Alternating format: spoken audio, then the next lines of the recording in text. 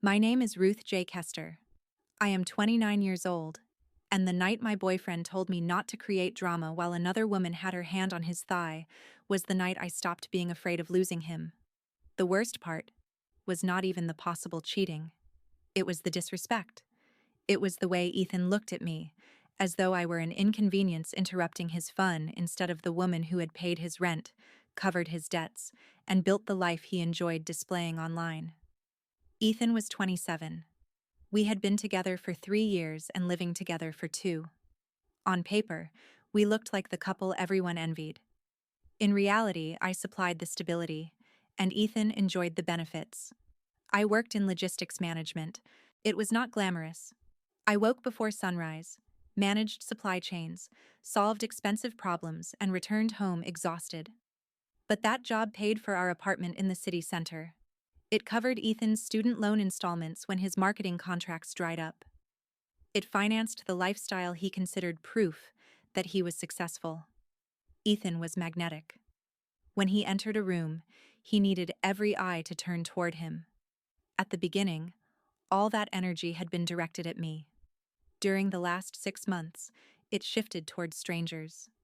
He flirted too long with waitresses, stayed out until 2 with coworkers I had never met, and hid his phone whenever I entered the room. When I raised concerns, he followed the same script. You're insecure. You're trying to control me. They're only friends. I swallowed every warning because I wanted to be the confident girlfriend who trusted her boyfriend. I confused having no boundaries with being secure. Everything worsened after Ethan joined a new public relations firm. Quiet Fridays disappeared. He wanted crowded bars, exclusive clubs, and places where people went to be noticed. That Friday, he stood before the mirror wearing the fitted black shirt I had bought him for our anniversary. You have to come tonight, he said. Everyone thinks you're imaginary. Marla keeps asking about you. Who is Marla? He paused for half a second. She's from accounting. She's basically the group mother. The description was a lie. Marla was loud, reckless, and already drunk when we reached the booth. Her red blouse was tight, her laughter carried across the bar, and she behaved as though the entire room belonged to her. Ethan slid directly beside her. He left me to find a stool at the edge of the table. So, this is the mysterious Ruth? Marla shouted. She looked me over without offering her hand. Ethan said you were serious. You look like you organize tax documents for fun. Everyone laughed. Ethan laughed hardest. She works in logistics, he said, touching Marla's arm. She keeps the world moving. Thrilling, Marla replied. I ordered bourbon and watched them. Marla constantly leaned into Ethan's space. She whispered into his ear, and he pushed her shoulder playfully while smiling in a way I had not seen directed at me for months. After an hour, I went to the bathroom. I splashed cold water across my face and studied my reflection. Trust him, I told myself. Do not become the jealous woman. When I returned, neither of them noticed me approaching from behind the booth. Marla's left hand rested high on Ethan's thigh, not near his knee, not accidentally brushing him. Her thumb moved slowly against the fabric of his trousers, close to where his hand lay relaxed beside hers. Ethan was not pulling away. He leaned back, drinking and listening as though her touch belonged there. The music seemed to vanish. I tapped Ethan's shoulder. He jumped. When he saw me, guilt did not appear on his face. Annoyance did. I pointed at Marla's hand. Ethan, tell her to move her hand. Marla looked up and smirked. Relax. We're talking. She squeezed his thigh. I kept my eyes on Ethan. Move her hand. He rolled his eyes. Oh my God, Ruth. Don't start drama. Marla gets touchy when she's drunk. It means nothing. Then he looked around the table. She gets jealous about everything. It's exhausting. Several people laughed awkwardly. Marla did not remove her hand. I looked at Ethan's smug expression and understood what he expected. He believed I would sit down, swallow the humiliation, and remain quiet because I feared losing him. Instead, all the fear disappeared. You're right, I said. Ethan's face softened with satisfaction. Exactly. Sit down and have a drink. No drama, I agreed. I lifted my bourbon and finished it in one swallow. Then I placed enough money on the table to cover my drink and Ethan's tab. Enjoy your night. I turned and walked away. Ethan called after me, but I did not look back. Outside, the cold air cleared the final trace of confusion from my mind. It was 11:15 p.m. I calculated that Ethan would need nearly an hour to realize I was not returning. That gave me 60 minutes to pack his entire life. When I reached the apartment, I entered logistics mode. I opened the suitcases we had used for Italy and began folding his clothes. Shirts, jeans, shoes, skincare products, chargers, books. Everything he owned was packed with the same efficiency I used when rerouting a failed shipment. 45 minutes later, his belongings were stacked neatly in the hallway beside the elevator. Then my phone began to ring. My phone rang 3 times before I answered.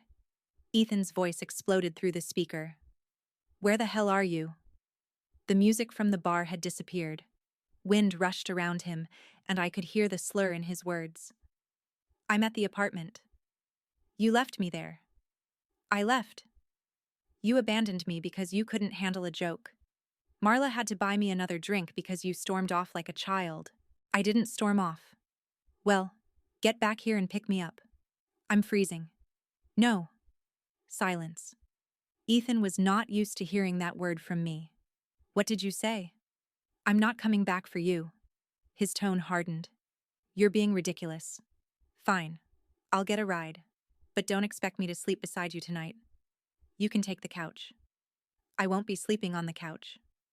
I looked toward the hallway where his luggage waited in a neat row. "And you should not come here expecting to sleep anywhere." He gave a nervous laugh.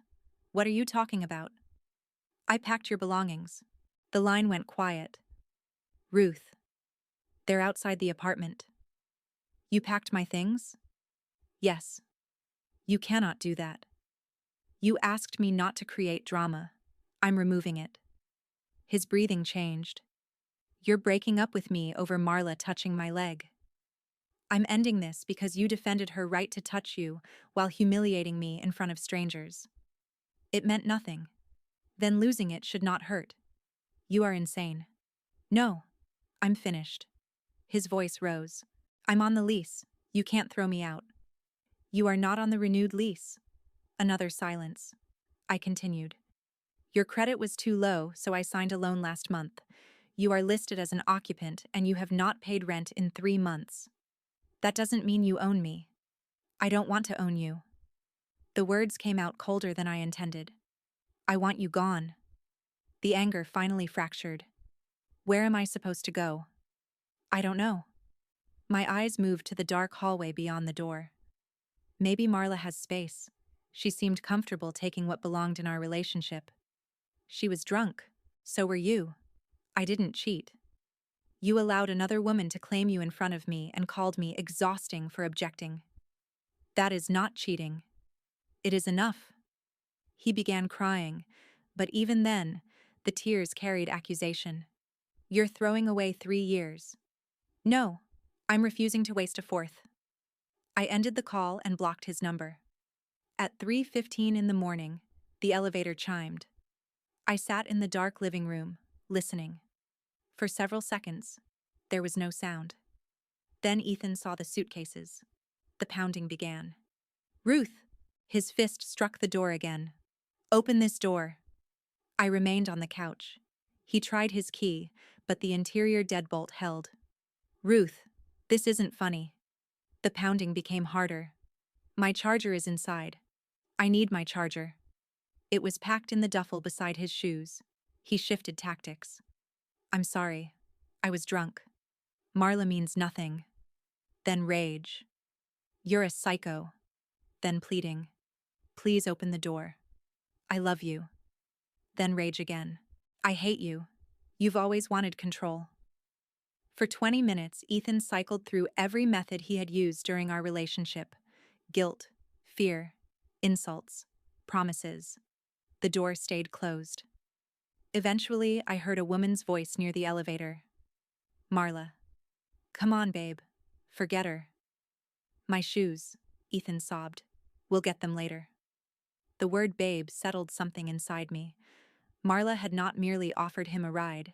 She had stepped into the space he had been preparing for her. The elevator doors closed. Silence returned. I slept for 10 hours. The next morning, I changed the locks. Then I hired a cleaner to remove every trace of Ethan from the apartment. His cologne faded from the bedroom. His hair disappeared from the bathroom. The scattered receipts, empty cans, and abandoned clothes were gone. I rearranged the furniture. The apartment felt larger. So did my life. The smear campaign began within days. Because I had blocked Ethan, mutual friends sent screenshots. According to his social media, I was an abusive, controlling woman who had thrown him onto the street for speaking to a female coworker. He posted photographs of himself crying, quotes about surviving toxic relationships, long captions about women who use money to control men. I did not respond. I did not post evidence. I did not contact his friends. I became silent, and silence made his version harder to sustain. The people who had been at the bar remembered Marla's hand on his thigh. They remembered Ethan mocking me.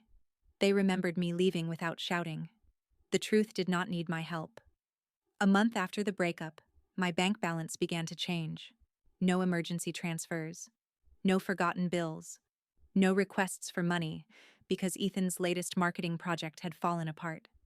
For years, I had believed financial stress was simply part of adulthood. It turned out much of it had been Ethan. I returned to the gym. I worked later when I wanted to. Not because I was avoiding home. I slept without wondering what time he would return. Peace felt unfamiliar at first. Then it became addictive. 2 months later, I met my friend David for drinks. He placed his phone on the table. "Do you want the update?" I considered it. "Give me the short version." He showed me a photograph of Ethan and Marla. They were officially together. Ethan sat on a mattress in a cluttered room beside her. Pizza boxes covered the floor. Empty bottles lined the windowsill. He looked exhausted. "Marla lives with 2 roommates," David said. "She parties 4 nights a week. Ethan lost his job because he kept arriving late and hungover." I looked again at the photograph. The man who had once complained that I was too boring now lived in the chaos he had defended. "They fight constantly," David continued. "Marla flirts with other men in front of him. Apparently, she gets touchy when she drinks." The irony was exact. "Does he ask about me?" I said. "All the time." "What do you tell him?" "That you got promoted." I smiled.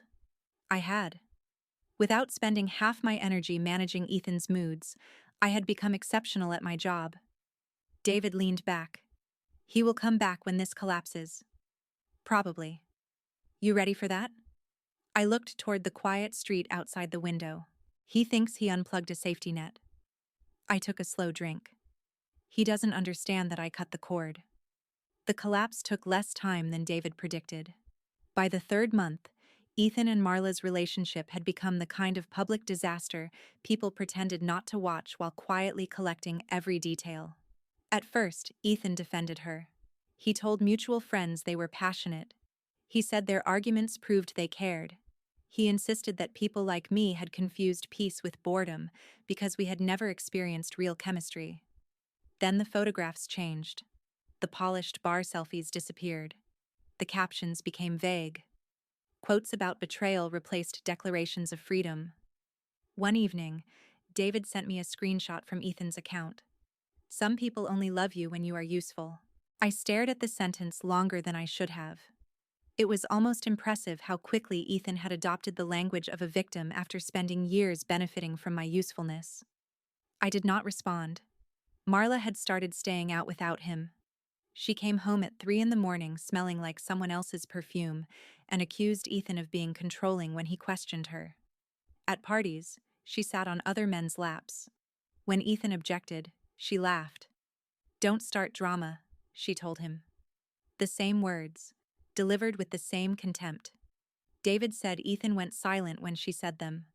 For the first time, he understood what that sentence sounded like from the other side.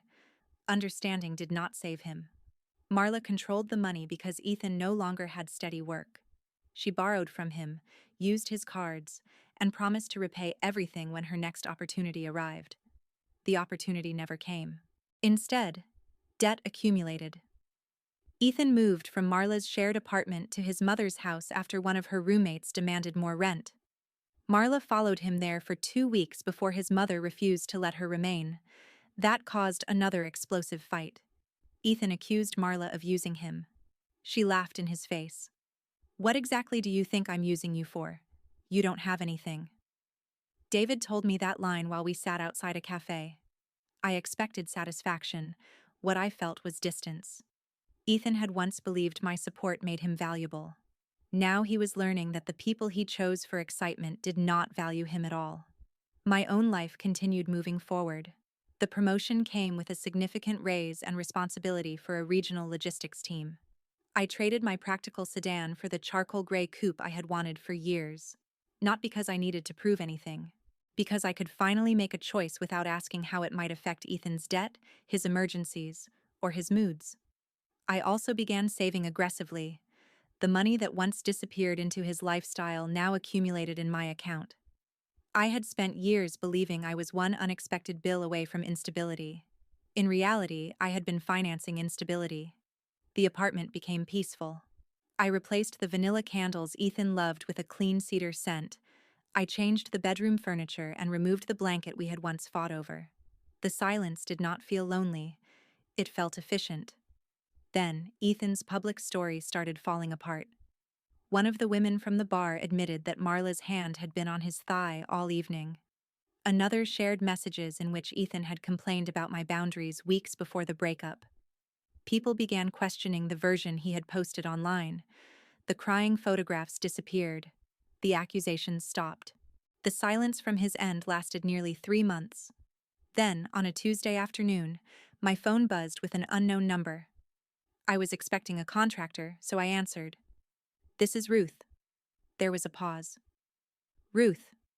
The voice was small and unsteady. I recognized it immediately. "Ethan. I didn't think you would answer. I didn't know it was you." Another silence. "Can we talk?" "We are talking." "In person." "No." "Please, 5 minutes. I'm not asking for anything." That was a lie. Ethan never contacted anyone without wanting something.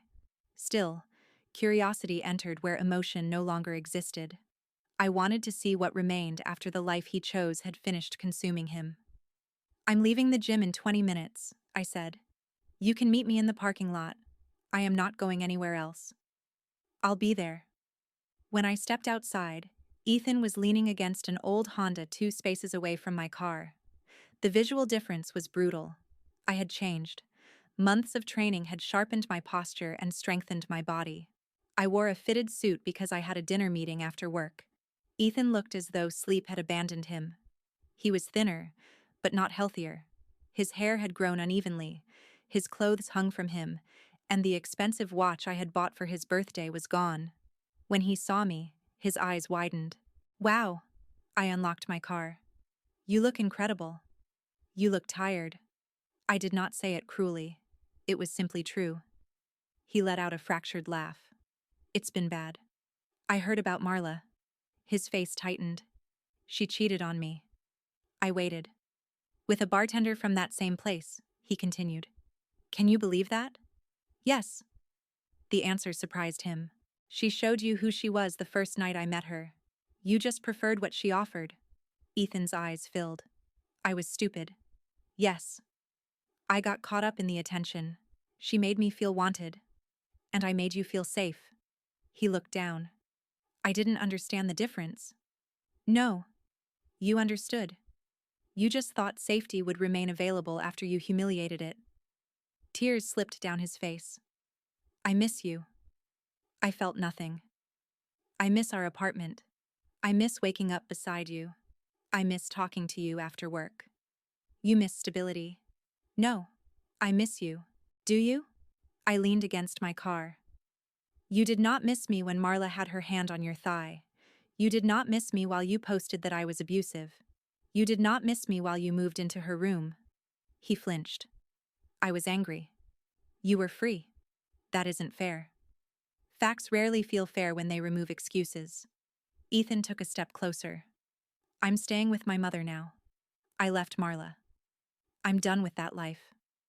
You didn't leave it. His expression tightened. It collapsed. I know I made mistakes. Buying the wrong groceries is a mistake. Publicly humiliating your partner and defending another woman touching you is a decision. His crying became harder. We had 3 years. Yes. You can't erase that. I'm not erasing it. I'm refusing to repeat it. He reached toward me, then stopped. I'm ready to be the man you wanted. I studied his face. No. You're ready to return to the woman who paid your bills. That's not true. You called because Marla cheated. Your job is gone, and your mother wants you out. His face changed. There it was. The anger beneath the apology. You think this is all about money? I think you miss everything I provided. I loved you. You loved being protected from consequences. He stared at me as if waiting for the old Ruth to soften. She did not. You told me I created too much drama, I said quietly. I didn't mean that. I agreed with you. He looked confused. Drama is expensive. It drains time, energy, and peace. I opened my car door. And Ethan, you are pure overhead. His mouth fell open. The tears stopped. Shock replaced them. For the first time, he understood that the safety net was not returning, and the conversation was not finished yet. Ethan stared at me as though I had spoken in a language he did not understand. Pure overhead? He repeated. Yes. His face hardened. That is such a disgusting way to talk about someone you claim to love. I did love you. Then how can you stand there acting like I'm a failed business deal? Because that is how you treated me.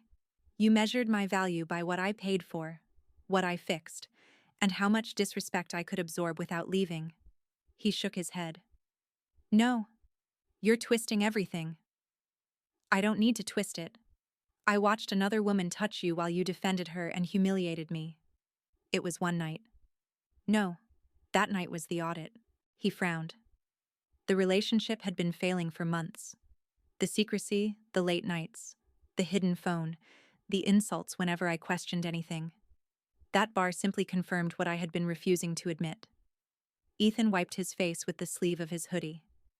I said I'm sorry. And I heard you. So that means nothing? It means you regret the consequences. His eyes flashed. You think I haven't suffered enough? The question revealed everything. Ethan believed suffering was payment. Once he had lost enough, I was supposed to return as his reward. This isn't punishment, I said. I'm not keeping score. Then why won't you give me another chance? Because I don't want one. The simplicity of the answer seemed to wound him more than anger would have. You don't mean that. I do. 3 years, Ruth. Yes. All those holidays. Our trip to Italy. Everything we planned. Those things happened. They do not obligate me to keep accepting who you became. He stepped closer. I can change. Then change. With you? No. His mouth tightened. You've gotten so cold. I've gotten clear. You used to care when I was hurting. I used to mistake caring for responsibility. Ethan stared at me, breathing hard. You think that fancy car and promotion make you better than me? No. I glanced at the worn Honda beside him. But they remind me what became possible when I stopped financing chaos. His expression twisted. So this is about money after all. It was never only money. The money was simply evidence. Evidence of what? That I carried the relationship while you resented me for being strong enough to do it. He looked away. For a moment, shame crossed his face. Then it disappeared beneath anger. I was miserable with you. Then why are you here? He opened his mouth but had no answer. I continued. You called me boring, controlling, exhausting. You told everyone I was abusive. Now that Marla betrayed you and your life collapsed, I'm suddenly the woman you always loved. I was confused. You were comfortable believing I would always wait. That isn't fair. You keep saying that whenever the truth doesn't flatter you. Ethan's hands clenched. I came here to apologize. And you're enjoying this. I'm not enjoying it. You love seeing me broken. No. I opened the driver's door wider. Seeing you like this does nothing for me. He flinched. That was the final reversal. Anger would have meant he still mattered. Indifference meant the relationship was truly dead. He grabbed my arm. Ruth, wait. His grip was weak but desperate. I looked down at his hand. I did not pull away. I simply stared until he became aware of what he was doing. Slowly, he released me. Just one drink, he whispered. Let me explain everything. There is nothing left to explain. I can fix it. You cannot fix something I no longer want. His face crumpled again. What am I supposed to do? The question might once have activated every instinct I had. Find him housing, help him apply for jobs, build a plan, solve the crisis. Instead, I said, figure it out. He looked stunned. You would really leave me like this? You left me long before I packed your bags. I never left you. You chose Marla's attention over my dignity. That was leaving. Tears gathered in his eyes. I don't know who you are anymore. I nodded. That is probably true. The woman he remembered had been terrified of losing him. She monitored his moods, financed his life, and apologized whenever his choices hurt her. That woman had disappeared. Ethan's grief shifted suddenly into rage. You're a heartless bitch. The apology was over. The mask had slipped. I smiled faintly. There you are. He froze. What? This is who you become when kindness doesn't get you what you want. He stepped back. You'll regret this. I already regretted staying as long as I did. You'll never find anyone like me. That's the goal. His face reddened. You're boring. You've always been boring. I sat behind the wheel and started the engine. Then I lowered the window halfway. You're right. He stared at me. I am boring. That's why I have savings, a career, a paid-off car, and a home that feels peaceful. Go to hell. Good luck, Ethan. I paused. And next time someone places her hand on your thigh, make sure she can afford your rent. I raised the window. As I pulled away, Ethan shouted after me from the gray parking lot. I checked the rearview mirror once. He stood alone between two faded parking lines, his shoulders shaking, his anger shrinking with every foot of distance. Then, I merged into traffic. The road ahead was clear. The radio played softly. My dinner reservation was in 20 minutes, and for the first time in years, the logistics of my evening involved no crisis, no manipulation, and no man asking me to sacrifice my peace to save him. I did not look back again. There was nothing behind me worth rerooting for. The dinner meeting went better than expected. By the time I reached the restaurant, Ethan's voice had already faded into the background of my mind. I discussed regional expansion, supplier contracts, and staffing plans while the city glowed beyond the windows. Nobody at the table knew that 20 minutes earlier, my former boyfriend had been crying beside my car. That realization felt important. For years, Ethan's emotions had controlled the temperature of every room I entered. If he was upset, everything stopped. His crisis became the evening. His disappointment became my responsibility. Now, his collapse was only one brief interruption in a life that continued without him. The next morning, David called. I heard Ethan found you. He did. How bad was it? Predictable. David was quiet for a moment. Did he ask to come back? Yes. And? I declined. He laughed softly. That sounds very corporate. It was a closed position. The joke surprised me into laughing too. Then David's tone became more serious. You okay? I looked around my apartment. Sunlight crossed the clean floor. My coffee sat warm beside me. There were no unpaid bills hidden under mail, no messages demanding I apologize for someone else's behavior, and no boyfriend sleeping until noon after spending my money at a bar. I'm better than okay. Ethan tried contacting me twice after the parking lot. The first message came from his mother's number. I'm sorry for what I said. You made me angry, but I still love you. Even his apology blamed me for his anger. The second came through email. He wrote that he had started applying for jobs and wanted me to know he was changing. He said losing me had forced him to confront the kind of man he had become. For once, he did not ask for money. He did not request a meeting. He ended with one sentence. I hope someday you can forgive me. I read the email once. Then I archived it. Forgiveness was not the same as access. I could release the anger without reopening the door. In the months that followed, Ethan slowly disappeared from conversations. Marla moved on to another group of people who mistook chaos for confidence. Ethan found an entry-level marketing job and moved into a small apartment with a roommate. David occasionally mentioned him. He seems quieter now. That's probably good. He admitted you were right. That doesn't change anything. No, David said. But maybe it changes him. I hoped it did. Not because I wanted him back. Because the world did not need another person who mistook boundaries for control and loyalty for weakness. My own life continued expanding. The company asked me to oversee a major distribution project in another state. It required frequent travel and long days, but I accepted immediately. The old Ruth would have calculated whether Ethan could handle my absence. The new Ruth asked only whether the opportunity aligned with the life I wanted. It did. During one of those trips, I met Lucas. He worked for a supplier we were evaluating. He was calm, intelligent, and so uninterested in performing for attention that I almost overlooked him at first. Our first conversation lasted 20 minutes longer than necessary because he asked thoughtful questions and actually listened to the answers. Months later, when we began dating, I told him the broad outline of what happened with Ethan. Lucas did not call Ethan an idiot or promise he would never hurt me. He simply said, "That must have made trusting yourself difficult." The accuracy of the sentence caught me off guard. Ethan's betrayal had hurt, but the deeper wound came from how often I had ignored my own instincts before that night. The hidden phone, the late outings, the contempt disguised as jokes. Marla's name appearing too often. I had seen all of it. I had simply trusted Ethan's explanations more than my own discomfort.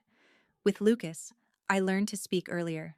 When something bothered me, I said it. He did not accuse me of creating drama. He asked questions. Sometimes we disagreed. Sometimes one of us needed time. But no disagreement ended with another person being humiliated in front of strangers. A year after the bar incident, Lucas and I passed that same building on our way to dinner. The industrial windows glowed above the street. People stood outside laughing, waiting to enter. For a moment, I remembered myself walking through those doors beside Ethan. The nervous feeling in my stomach, the way he had dressed for someone else's attention, the hand on his thigh. "No drama," he had said. He believed peace meant my silence. I understood now that real peace required truth. Lucas noticed me looking. "You know that place?" "I used to." He waited, giving me room to explain. I smiled and took his hand. "Nothing worth revisiting." We kept walking. By then, the apartment Ethan once filled with noise no longer belonged to me either. I had purchased a larger place closer to the river, with a small balcony and a home office. The first evening there, I sat outside, watching traffic move across the distant bridge. Every light followed a route. Every vehicle had somewhere to go. That was what logistics taught me. When a route repeatedly fails, you stop forcing traffic through it. You close it. You redirect your resources. You protect what still has value. Ethan had spent years teaching me to accept chaos so he could feel free. The night at the bar was not the night he betrayed me. It was the night I finally stopped betraying myself. I did not regret packing his belongings. I did not regret refusing to open the door. I did not regret leaving him in the parking lot when his apology became another insult. People sometimes call that cold. They are wrong. Coldness is watching your partner be humiliated and laughing with the person doing it. Walking away is clarity. Ethan wanted a woman who would never create drama, no matter how deeply he disrespected her. He got exactly what he asked for. I removed myself quietly.